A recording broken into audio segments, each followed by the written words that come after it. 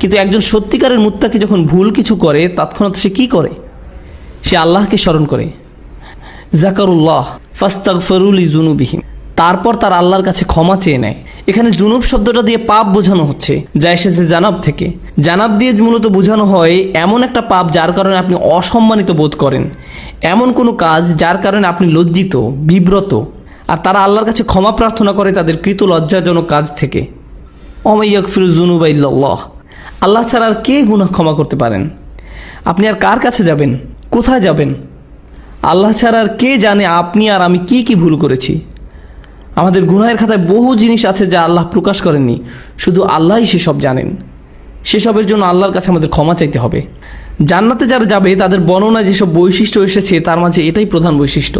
উলাইকা লাহুম জান্নাতুন তাজরি মিন তাহতিহাল আনহারু খালিদিনা ফিহা, তাদের জন্য প্রতিদান হলো তাদের পালনকর্তার পক্ষ থেকে ক্ষমা এবং জান্নাত, যার তলদেশে প্রবাহিত হচ্ছে প্রস্রবণ।